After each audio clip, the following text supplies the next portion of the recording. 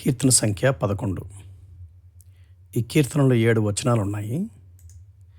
ఈ కీర్తన బహుశా సౌలు రాజు ప్రారంభ దినాల్లో దావీదును అసూయ చేత చంపుదామని ప్రయత్నం చేసే సందర్భంలో ఉండొచ్చు. ఈ కీర్తనను 4 భాగాలుగా చేయడం జరిగింది.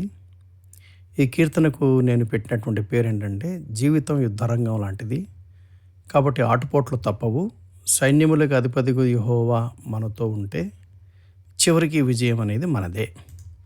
మొదటి భాగం, మొదటి వచనం. యెహోవా శరణుజొచ్చి ఉన్నాను, పక్షివలె నీ కొండకు పారిపోము అని మీరు నాతో చెప్పుట ఎలా?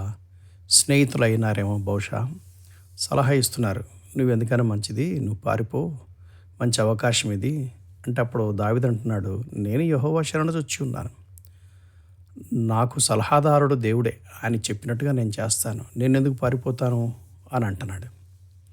అందుకే ఈ భాగానికి పెట్టిన పేరేంటంటే, సైనికుడికి దాక్కోవడానికి సమయం ఉంది, ధైర్యంగా నిలబడి పోరాడడానికి సమయం ఉంది.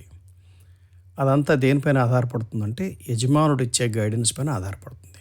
దావీదును గొర్రెల దొడ్డులో నుండి ఓ రాజుగా అభిషేకించింది దేవుడు, నడిపిస్తున్నది కూడా దేవుడే. కాబట్టి బహుశా దావీదుకు అర్థమైంది ఆయన ఏం చేయాలో.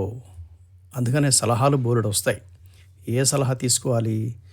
మనను పిలిచిన దేవుని సలహానే మనం పాటించాలి. రెండవ భాగం, 2-3 వచనాలు.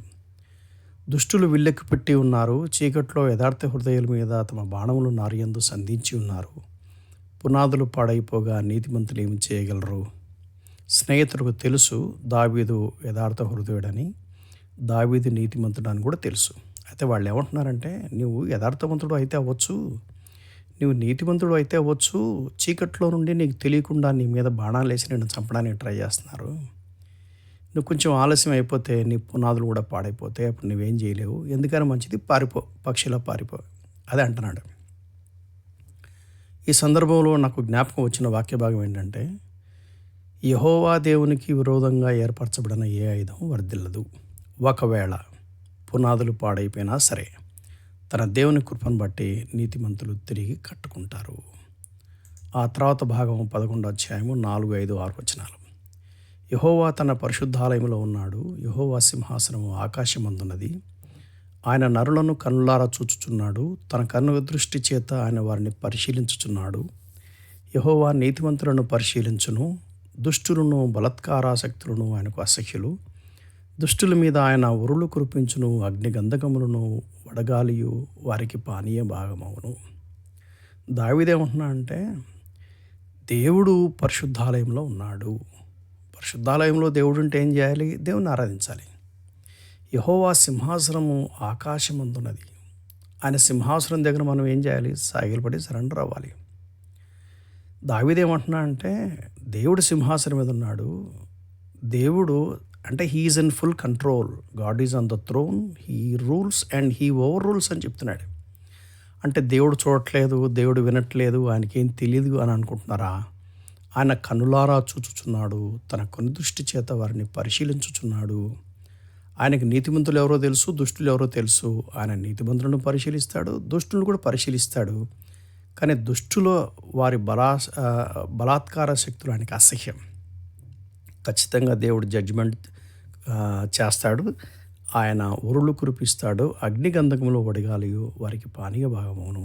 అంచేత ఈ భాగానికి పెట్టిన పేరేంటంటే, స్వేచ్ఛా ప్రపంచంలో సంక్షోభాన్ని తప్పించుకోవడం బహు అరుదు, కానీ అది ఒకరి నిజస్వరూపాన్ని నిరూపించుకోవటానికి పరీక్ష అవ్వచ్చు. దేవుడు ఎందుకు పరీక్ష పెడతాడంటే పాస్ అవ్వటానికి.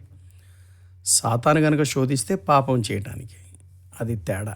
ఆ దేవుడు పరీక్ష పెట్టేది ఆయనకి తెలియాలని కాదు, మనకు తెలియాలని. తర్వాత భాగం 11వ అధ్యాయం 7వ వచనం. యెహోవా నీతిమంతుడు, ఆయన నీతిని ప్రేమించువాడు, యథార్థవంతులు ఆయన ముఖదర్శనము చేసేవారు. నేను దీనికి పెట్టిన పేరేంటంటే, ప్రభువైన దేవుడు వెలుగు, ఆయన ప్రత్యక్షతలో మన నిజస్వరూపము స్పష్టమవుతుంది. ఆయన నీతిమంతుడు, నీతిని ప్రేమిస్తాడు కనుక యథార్థవంతులు నీతిమంతులు ఏం చేస్తారంటే ఆయన ముఖ దర్శనం చేస్తారు. కనుక గుర్తుపెట్టుకోండి, జీవితం అనేది యుద్ధరంగం లాంటిది, ఆటుపోట్లు తప్పవు. మనం ఎప్పుడు కూడా మన యుద్ధాలు మన దేవుడే చేయాలి. ఆయనకున్నటువంటి పేర్లలో ఒక పేరు సైన్యములకు అధిపతి యెహోవా.